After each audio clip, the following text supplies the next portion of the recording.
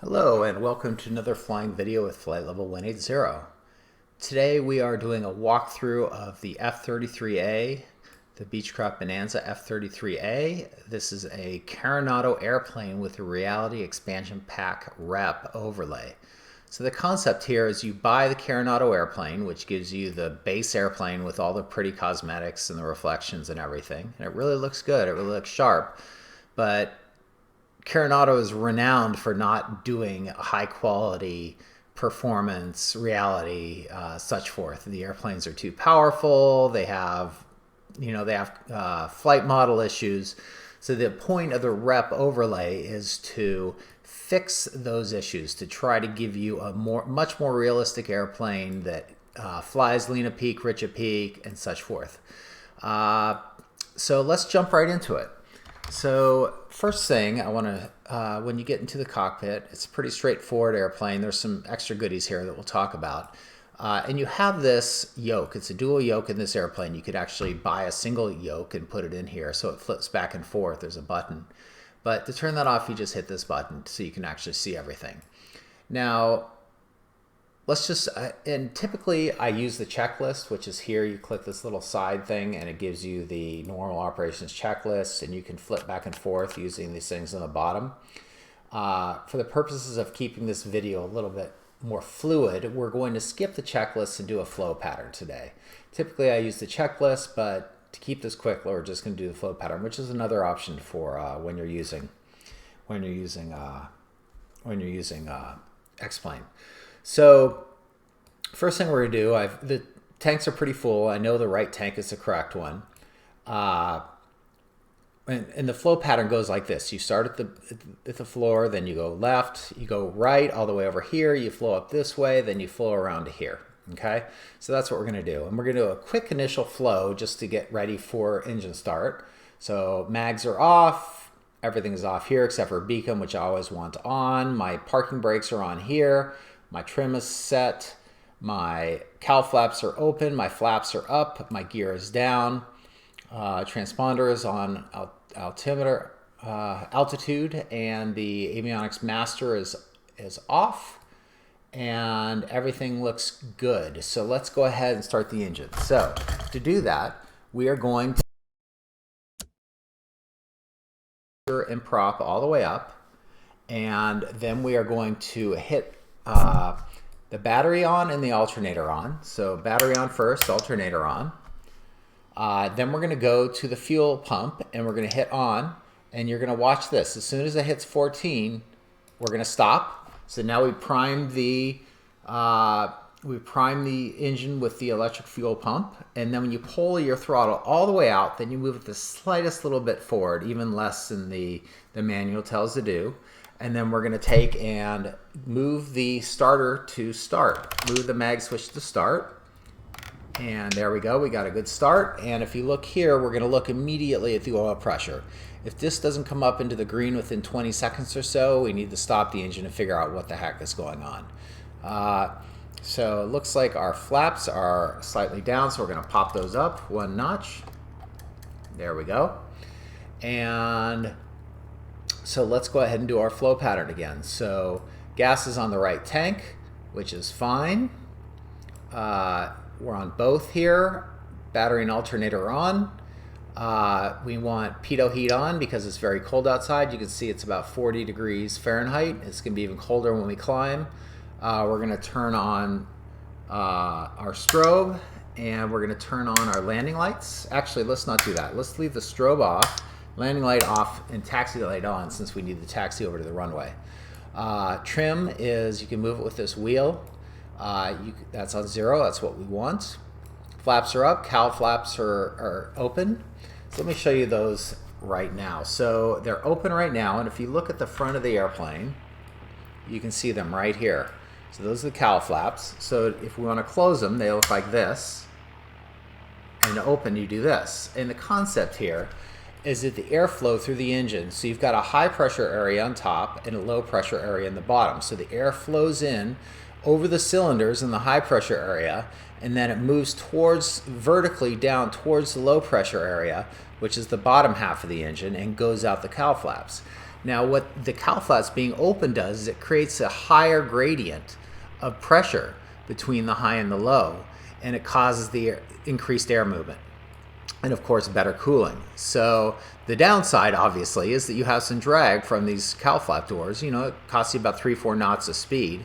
So you only want to use them when you're generating, you know, a lot of heat and not getting a lot of air movement, which is essentially on the ground and when you're climbing out. You want to have them closed in cruise and in descent. So let's jump back in the cockpit and keep our flow going.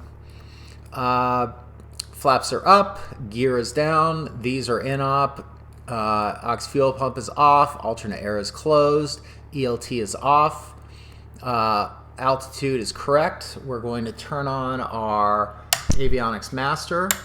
That is on. We want to be on GPS here, not on VLOC, so let's put it on GPS. That's good. We're going direct to KLVS, so let's go ahead and hit direct and enter. This is not intended to be a tutorial on basic functions of X-Plane. If you don't know about how to work the GPS, you should learn how to do that because it's an essential piece of equipment. So RPM is good. You want to always be between 10 and 1200 RPM, or rep will actually damage your engine over time and foul your plugs and such forth.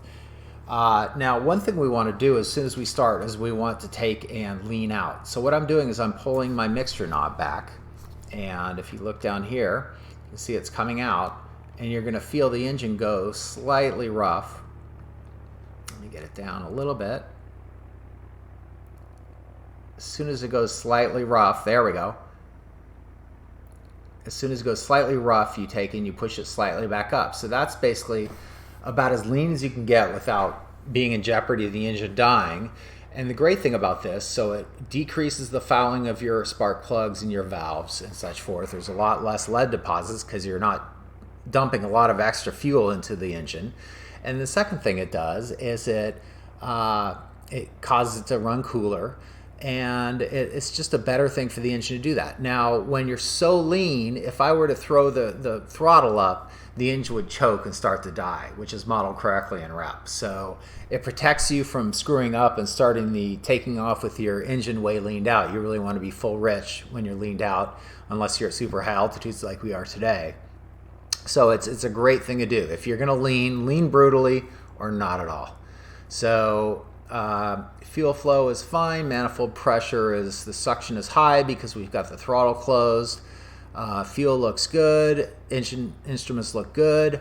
Let's check our altimeter. So I have ForeFlight running, and for those of you that don't use ForeFlight, you should. Let's go ahead and see what the ASOS is at. The AWOS at Angel Fire is 118.025. So let's go ahead and crank that down. So we're looking for 025, 118, activate. Angel Fire weather. Wind 250 at 10, visibility more than 10. Sky clear, temperature 3, dew point -13. Altimeter 3028. Okay, that looks perfect. Good, so we're all set up. We have the wind on there. Now I'm going to talk to you a little bit about this airport. Angel Fire out. weather. Wind 250. Okay, so we have the altimeter setting in. Let's check our compass. Our compass is slightly south of west, which is correct. We have the runway heading in. Let's make sure the runway is 35 or 17. So we want 17. So, and that is a bit of a shame because I wanted to show you how you depart to the north, but some other day we'll do that. We can do 35. I think we're okay. This is such a long runway. We can get away with that. The trick here is the altitude. The terrain is so high around here. It's really the density altitudes are very high, and you'll see that as we leave. So everything is good here. We're all good there. Let's go ahead and set our autopilot. So this is where you set the autopilot. We're going to set our target altitude. We're going to go up to 12,000. maybe we'll stop at 11.5, but we're going to set it for 12,000 now, and we're going to set our climb rate to 500 feet per minute. Typically, at a low altitude airport, in decent weather, you're going to get 1,000 plus, but we're so high, we're just not going to get that. Okay, and autopilot's off. This is fuel flow gauge, which is pretty handy. Okay, so I think we're ready to roll. So let's go ahead and start taxiing. So obviously this airplane is steered by the rudder pedals, which controls the it's not a castering nose wheel, it's actually a steerable nose wheel. So we're able to do it this way. Now as you look around at this airport, there's a lot of accidents here, unfortunately. And the reason is, we're at 8,400 feet, super high density altitudes. It can get pretty hot here in summer. And look at that terrain to the south. I mean, that is pretty significant high terrain that you have to go over. Approaching runway 1735. And airplanes will just go right into this hill because they don't have enough climb performance because they're so high. It's pretty easy to do. Now, if you the prevailing winds here are from the west to the right, and as you can see, that's where they are today. I have the heading or the compass card pointing at that direction. So what happens is the wind comes over those mountains and dives down into the valley, and you have enormous downdrafts, and you can get 2,000 to 3,000 feet per minute downdrafts coming into this valley from the right.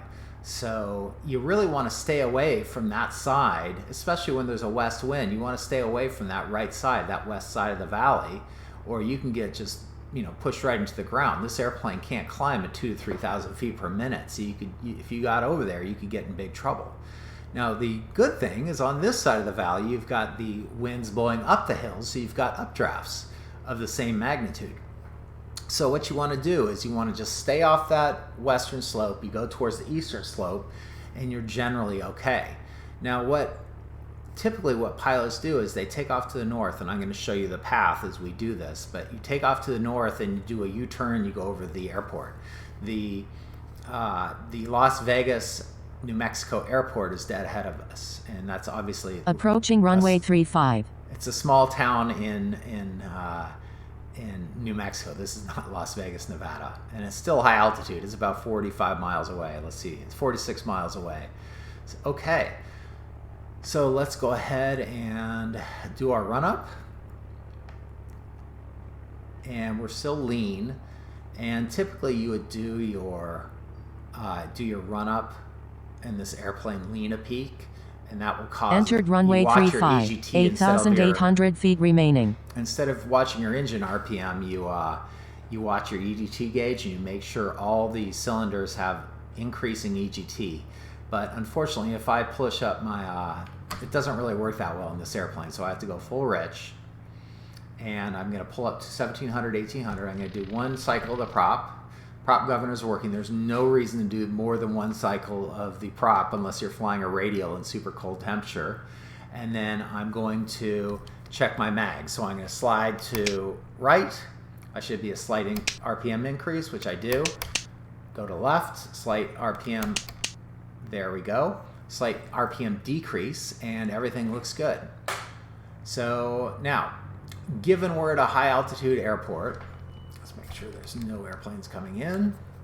There are not. Given we're at a high altitude airport, there's two options.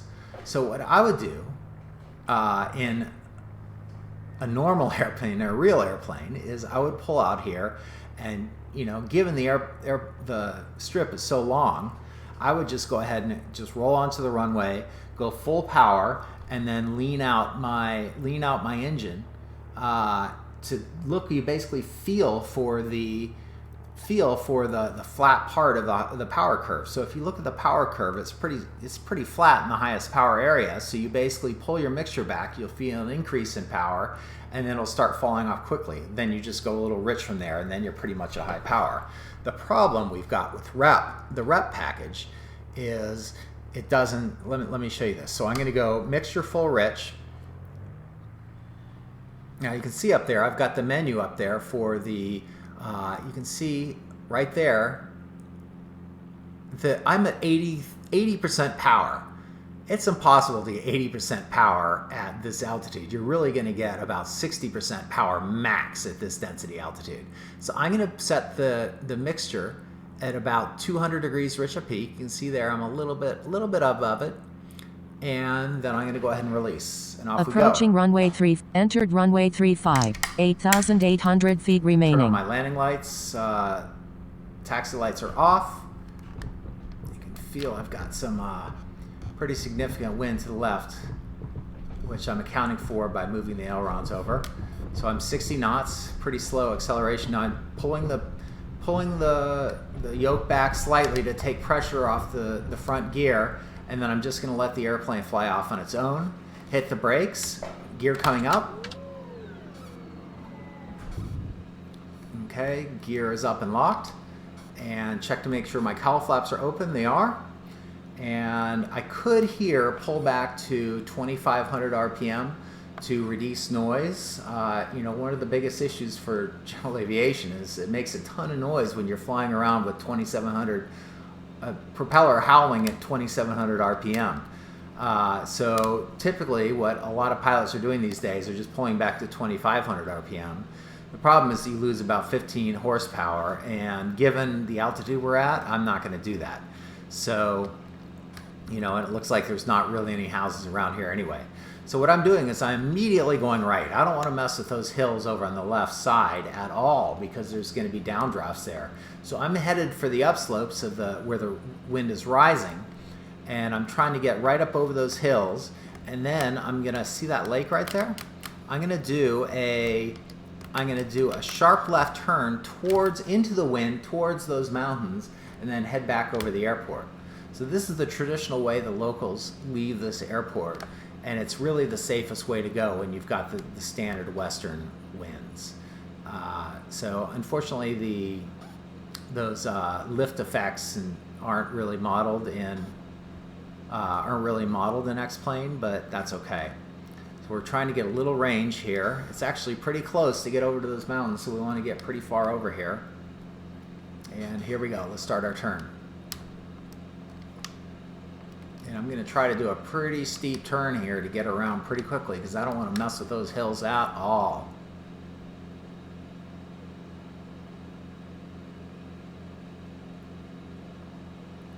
There we go. That's the way we want to do it. Just stay away from the downdrafts. Okay, we're 1,000 feet AGL, which is amazing it took that long. Let's start heading back towards the airport. So we should be well over pattern altitude by the time we get there. So let's go ahead and start playing with the systems here. So the first thing I'm going to do is I'm going to engage my vertical speed.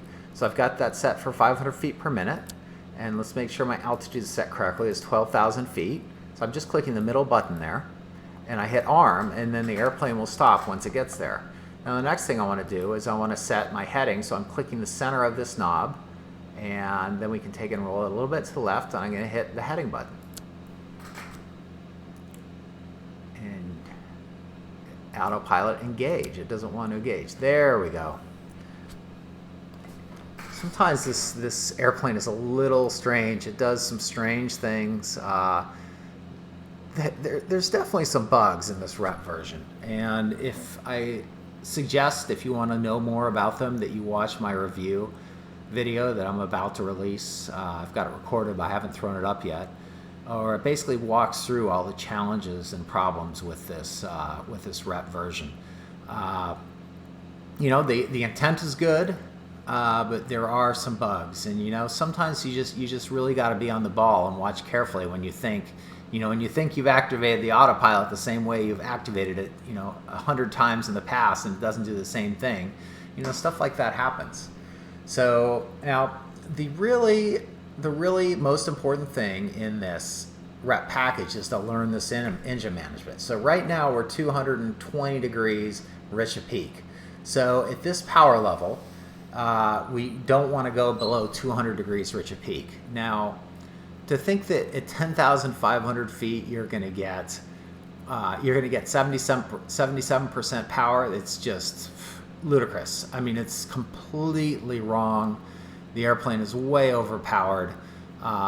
Essentially over 8,100 feet of density altitude, you'll never get above 60% power. So there's just, there's just a major bug there that needs to be addressed.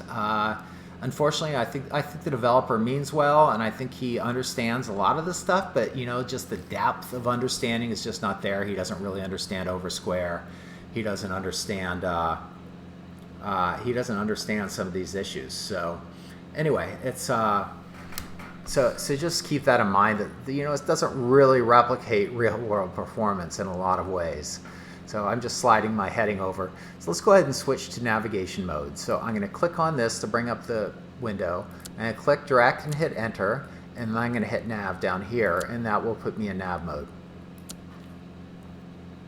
So up we go. We're at 11,000 feet. I'm probably going to stop at 11.5, so let's just set that. And you'll notice my climb out rate, typically when I'm below about 8,000 feet, I target 120 knots of climb. The idea there is to keep airflow over the engine to keep your temperature down. You can see I have my temperature gauge right up there. And 380 is about as hot as you really want to get. So you want to keep that airflow going really, really well. And then once you get over about 8,000, 9,000, you kind of want to be around 110 knots climbing out. And let's see what happens here. So the airplane should flatten out at 11,500, and you can see the vertical speed is coming down. Everything looks good, so it's working correctly. So we're in good shape. Now, once you're level, what I recommend is you switch over I'm going to turn off my taxi lights there. You switch over your fuel to the other tank, and then you pull your RPM back to 2,300 or 2,500 or whatever you want. You can stay at 2,700 if you want to burn fuel, but I think 2,500 is more typical. And then you can see here we're way rich at peak. So I'm going to go ahead and pull back to lean at peak. And what you do is you just pull this knob back until you're at this altitude will be about 10, 11 gallons per hour. So you can see there I'm at 60 degrees lean at peak, which is great. So the idea behind lean at peak is that it allows you to, there's more air than fuel, while rich at peak is more fuel than air. So more air than fuel is going to be more efficient. Generally, your miles per gallon is going to be higher, your temperatures are going to be lower, and your power is going to be slightly lower. So you're giving, you give up 3% of your power for 15% of your efficiency or something like that. So, and it's also, there's a lot fewer deposits on your engine. The engines wear out a lot more slowly. It's a great power to be able to run lean at peak. Now, something I should have showed you, and I'll have to show you when we land, is that you can actually change the settings you have in the rep there's actually a thing here. Let me show you this. So this is the maintenance report, and it won't let me open it because we're flying, but once we're landed I'll show you.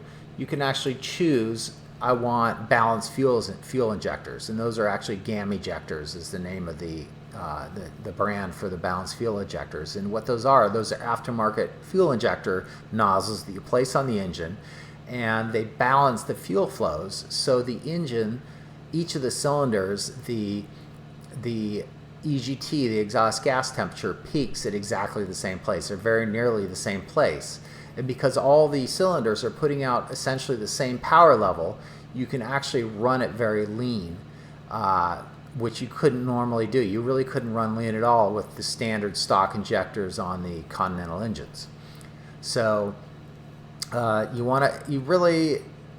you're buying this airplane is typically a $200,000 airplane, 1980s something, and with all these goodies in it. If you're flying this airplane, there's some things you're going to have. You're going to have balanced fuel injectors for sure. 80 or 90% you see on Trade-A-Plane or Controller have GAMIs in them, and you're going to have oxygen. So that's just almost a given. Now let me pull up the rep settings. So, and this is important that you set these things correctly, and I recommend just doing what I do. So enable the damage. So I have that on. Information messages are on. Failure messages are on. in-flight tips are on, show side menu on mouse hover only. So that's what's basically what's happening here. Save and restore the plane state, which almost works. This one I recommend turning off.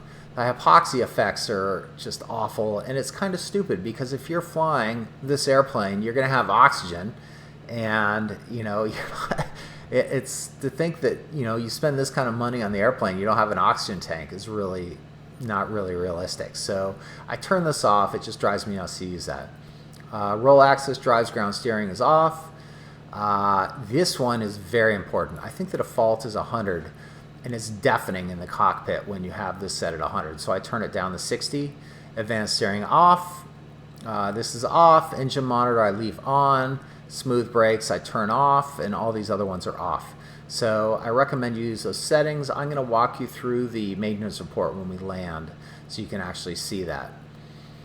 Now, let's see, what else should we show you? Let's show you all the instruments one by one. So this right here is the radar altimeter. And let's make sure we're not too close to, so we have 370 feet to go. Let's figure out where we are. So we are headed down to this airport here.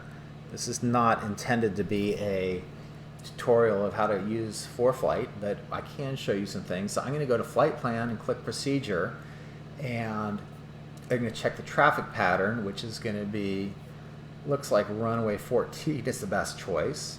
So we can go straight in, which would make some sense, but let's not do that. We can do a 45 teardrop. Let's fly the cross midfield direct just for fun. So let's do that, and you can see it shows up here on the map. So now we're ready to go. Pretty nice feature. So 320 feet per minute to descend, so we're good there. So anyway, let's go through this. So the radar altimeter is this guy right here, and this basically tells you how high you are above the ground. And you can take and set, let's say, your minimums for your ILS approach, your 200 feet. You can set that there, and when you're 200 feet above the ground, the DH light goes on here, and you know very clearly that you're at your minimums. It's a really nice feature. Turn and bank, airspeed, standard stuff. This guy right here is important. So what this does is this actually, so right now we're pointing at a VOR that's very, very close to the airport we're going to, and you can see it points directly at it because we're in nav mode on nav 2. So this is nav 1, this is the nav 1 arrow. It's now set for ADF, and we're set for nav mode. Well, there's nothing, we don't have it tuned for anything that's in range, so we've got nothing there. So nav mode, if we click this, it swings over to ADF. So there we go. So now it's pointing at that. Nice little feature. This is heading. This is for the course needle. Altimeters here, obviously, vertical speed. I'm not going to go through that. Everything is straightforward here. You know how to use this, hopefully. This guy right here is allows you to change to the frequency of NDBs for your ADF feature, and I find this very hard to work with. I can never get the numbers right, so I tend to just go to the map feature and click on the NDBs and say tune ADF 1 to this. So that's something I typically use. This is nav 2, our nav 2 needle, our secondary altimeter, EGT gauge. Let's see, what else do we want to see here? The lights are pretty straightforward. That's pretty much it. Oh, this guy right here. This is allows you to see your fuel flow for 10.43 gallons per hour, which is pretty great considering we're probably going in the 160 knots true airspeed range. It's a pretty efficient airplane. And then you can flip through some of these, like here's your endurance. It's 6 hours, 57 minutes of this fuel flow, which is pretty awesome. Then these buttons actually work. Pretty nice. This shows you your trim level. I strongly recommend that, we need to close our cowl flaps. Cowl flaps closed, that'll give us a couple knots. I recommend you set up trim on in the real airplanes. You grab this wheel and it's really handy and sensitive. It's a wonderful tool. You can hit it from either seat.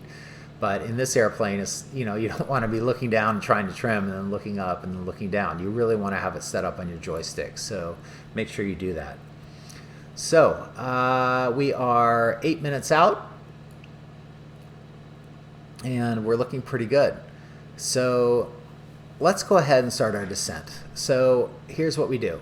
So to change your feet per minute, I like to descend at 500 feet per minute.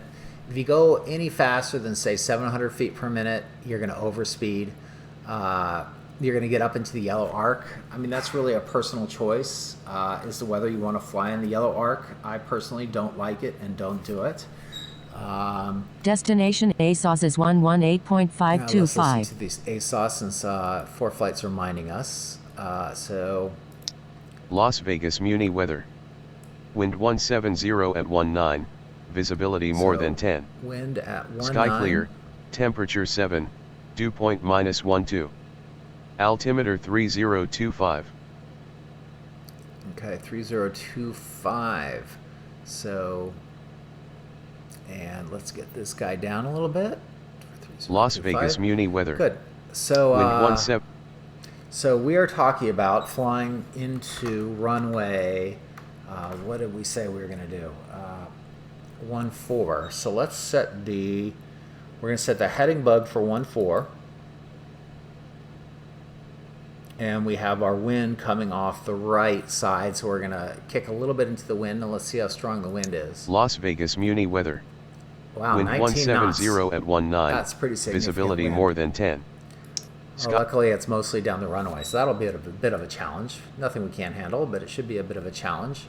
I like flying up here in high country just because, you know, you get some, you know, if you're flying around Florida all the time, you get some clouds and stuff, but, you know, you get the challenges of the high terrain, the high density altitudes here. Makes things interesting. Okay, so let's go ahead and start our descent. So I'm going to engage, and I'm going to show you what happens. I'm going to go to 600 feet per minute, and watch. We're starting at about 135 knots indicated, and watch how fast this slams up at 600 feet per minute. So here we go. Everything's looking good. Landing lights are on. We're on the correct fuel tank. Mixture is lean. Prop is 2300. Now, something I like to do is I like to descend all the way. You don't go full rich when you're descending from cruise altitude. And I've seen some training outfits say that. And I think it's a horrible idea because, you know, think about it. You're flying up here and the temperature is, you know, very low. It's in the freezing range, and you've got super cold fuel in your tanks, and you go full rich and start dumping a lot of extra cold fuel at the same into your engine at the same time you're starting to descent and starting the cooling airflow. It doesn't make any sense. So I like to stay really lean. I like to keep my RPMs around 2300. The POH says to go full RPM and full rich at landing. Well, there's arguments against that. The first thing is you have you've got the prop howl, and you're going to piss off the neighbors if you've got your prop at 2700 RPM, which really raises the noise level. And second, you've got you're dumping a lot of extra fuel in there to keep on an already cold engine. It's just doesn't really make sense. And the way I look at it, you know, when I go around, I always, even if I'm full rich, I'm pushing that mixture knob all the way in, and then I'm pushing my prop all the way in, and then I'm going throttle. So I'm always mixture, prop, throttle. So it doesn't matter whether I'm lean or not. I'm you know, the POH is set up for idiots to a large degree, but I'm not doing it that way. I'm going mixture, prop, throttle as a standard thing as I'm approaching the airport. So let's see. Now, one challenge with X-Plane is it's somewhat hard to see the actual field, and I think we've got a speck out there, but I'm not really sure. Maybe this is it. So I'm going to pop up ForeFlight and cheat a little bit. So I'm going to slide this guy over here, and we're going to turn off the autopilot, and you can just hit your trim switch, or you can hit your AP button. Now, one thing that's really annoying about this rep version is, or the Carenado version, I'm not sure which is who's at fault, but as soon as you hit autopilot, everything starts sliding over to the everything starts sliding. Your trim is completely off. Your aileron trim and your elevator trim is just completely wrong. So it's definitely aggravating to have that happen. But you know, it's not the end of the world, but you know, it's the airplane. The servos drive the trim tabs, and to have the, you know, the servos magically be off, you know, the trim tabs magically be something different. It just shouldn't work that way. So anyway, so now our speed is high. Let's go ahead, and one of the challenges with the Bonanzas is such a slippery airplane. It's such a fast airplane that that you need to be careful that you don't blow into the airport zone. And I don't want to be, you know, approaching the pattern at, you know, 170 knots of airspeed. I really want to be down in that 120 range max. So you really got to be on your ball and get your power down early. I recommend around 17, 15 to 17 in the pattern. I kind of like 17 unless there's other traffic around. So let's go ahead and get ForeFlight back up here. So we're just trying to fly right down that pathway, and it's a really nice feature to help you visualize that those pattern entries. So our airfield is at 7,900 feet. So let's go ahead and plug that in there so we've got a little reminder. Okay. And every time I click it, gotta lean over and reset the ForeFlight. Okay, so our speed is coming down nicely. Now, the gear speed in this airplane is 153, 154 knots, and the first notch of flaps is 153 to 154 knots, which is great. It's super high, and it makes it really easy to slow down. I don't recommend throwing out your gear at 154 knots. There's no reason to put that stress on the airplane, on the airframe. You know, I prefer 140 or so. But it is there in case you need it. So there is our field. There we go. So our goal here is going to be we're going to take that, we're going to do a bit of an angle across, and we're going to be landing into that runway right there on the left side, the one we see closest to us. So 8,400 feet.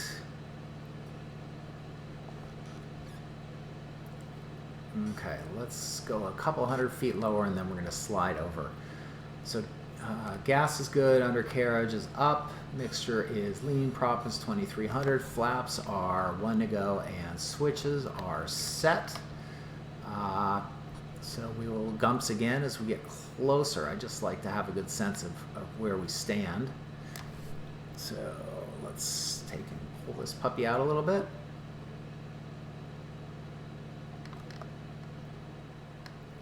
Does seem strange to fly the pattern this far out, but you know, to do a midfield, but it's, you know, it's good practice to do this stuff. So okay, we're not going to make any radio calls today since we're just focused on flying in the airplane. Okay, let's go ahead and start our turn. Airspeed is coming down nicely.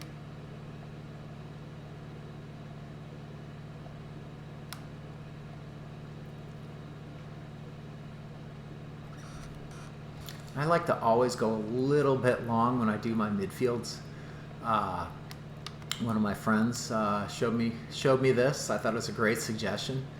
That he always tries to fly more towards the numbers than over the midfield, because it gives you more time to actually get set up for the for your downwind entry, and it's not, you have a little time to establish yourself in the pattern and get set before you actually go. Before you actually turn, before you actually start dropping your gear and such. So here we go. So we're looking for 7,900. Need to come down a little bit. Looking pretty good. Airspeed is 130. That's a little high, but that will sort itself out as soon as we do our turn. Okay, let's go ahead and start our left base, or left downwind.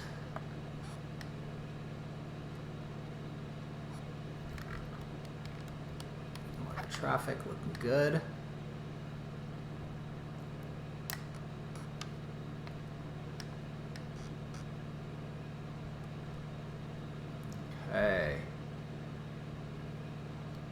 go, and we're going to be close to the numbers right about here. There we go. So beam the numbers. I'm going to drop my gear. Okay. Gear coming down. Cowl flaps are closed. Gear is down and locked. Gas is good. Undercarriage is down and locked. Looking for 500 feet vertical speed. Mixture is lean. Prop is 2300. Flaps are 1 to go, and switches are good. Landing lights are on. Let's go ahead and turn off ForeFlight. We don't need that anymore. So we are now 200 feet 800 feet AGL. So let's go ahead and start our left base. Airspeed is 105.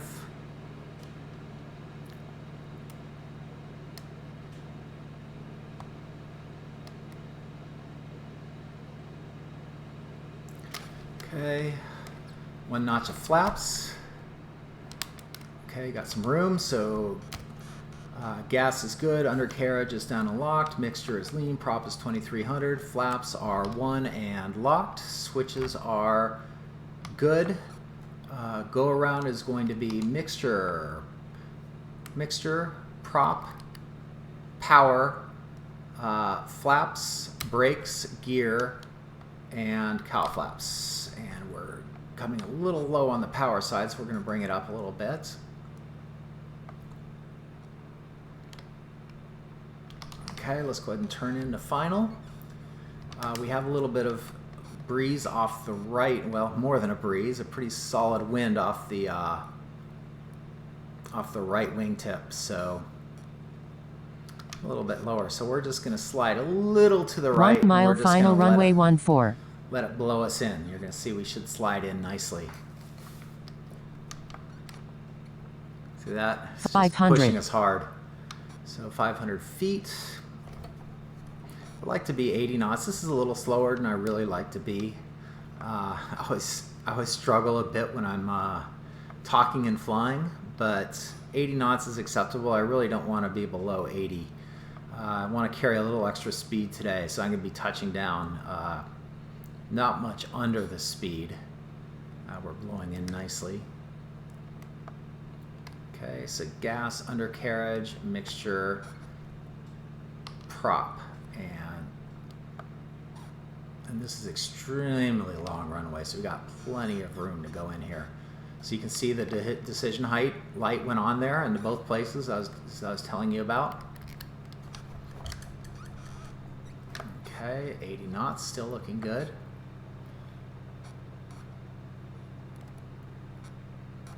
Okay, I'm going to kick the rudder over.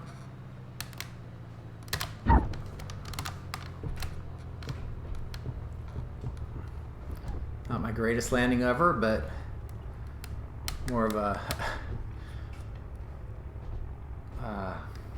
not quite as good as I would have liked there. And I've got my flaps up, not because it's good practice for real world, but because it's an X-plane, you can't really stop unless you lift the flaps. So I'm going to go ahead and back taxi a little bit. We're going to go off this exit, and I'm going to ground lean immediately. So I'm really lean here, and I'm going to open my cowl flaps, and I'm going to turn off my avionics master because that is a disaster if you don't do it. It screws up your airplane if you don't do that. So there's a successful flight. Not the greatest landing ever, but generally okay. Let's go ahead and turn off the airplanes. So make sure the avionics are off. Let's turn off the pitot heat. Taxi lights are off. Throttle to 0. Prop all the way forward. Mixture to 0. And then we're going to pull the brakes out, which is this little guy here. Then we're going to turn off the mags. Then we're going to turn off the alternator and the battery. So, and then we're going to take and set this to 0. And we're basically done. So let me show you the mass and balance and such forth. So mass and balance is here. This is how you fill the tanks. You just click this and that fills the tanks. You can see $47 in fuel goes in. And when I hit apply, It's nice. Sometimes you can see the balance of the airplane shift a little bit if you put enough fuel in. I mean, that was very little fuel, so it's not that exciting. And then the other important one is the maintenance report. And you really want to check this after every single flight. So it shows you, my cylinder compressions, it's time to really fix the fuel. I'm a little low here on the oil, so I need to do that. So I'm just going to hit refill. Let's see. So I have this as tuned injectors. This price is pretty ridiculously high. They're about $700 for the injectors from GAMI, and an hour's labor max to install them. So $80. So it should be $780, but I'm not going to quibble over a few dollars. Tune injector. Pretty much every airplane in the fleet has these. Maybe 80%. Tune injectors, you really don't see that very often, and 10 horsepower I think is a fantasy. So I don't use those. Preheater, so if it's really cold outside, you'll need to come in here and you hit preheater, you hit start, and then you do fast preheat. Then electricity here, the battery, so GPS. So if you damage anything, you have to go in here and fix it. And that's strange. $0 for the oil refill. That's very strange. Oh, it's $50. I'm not reading that correctly. So you accept normal price, and then it'll say under maintenance, and then it'll be done when you come back into the airplane. And then it shows you on this last page. So it shows for my flight time, I had 27 minutes, and I got $123 reward. This is how much it costs to refuel the airplane, and this is how much the maintenance costs. So it's nice. You can build that up. It gives you something to work towards to build up your balance. Now it's very error prone. You'll damage your radios. It's so easy to do it. It's just completely ridiculous how easy it is to damage things in this airplane. But it's just, I guess it's part of the fun. But anyway, that's it. That's the F33A. If you have any questions, you can put them in the comments. I like the airplane a lot. As you can see, I have about 200 hours in this airplane. I had about 150, 170 hours in it, and then the X-plane crashed and it corrupted the files and everything went back to zero, which drove me nuts. But it just kind of gets back to the bugginess. If you can deal with the bugginess and you're interested in things like learning how to manage a piston engine, lean a peak, rich a peak, it's a really nice airplane. It's not the best airplane there in terms of the systems and lack of bugginess, but it's a lot of fun as soon as you get used to dealing with some of the issues. So you can see here, the engine one is in vapor lock. I mean, come on. It's kind of silly sometimes. It's just a little overdone, but I guess it's trying to be gamey to some degree. So anyway, I hope that was interesting. If you have any questions, let me know. I'm about to put out another video reviewing this airplane and going into depth on some of the issues that I touched on very lightly. And I will put a link in the show notes for that when that's available. So have a good day, and thanks for flying with Flight Level 180.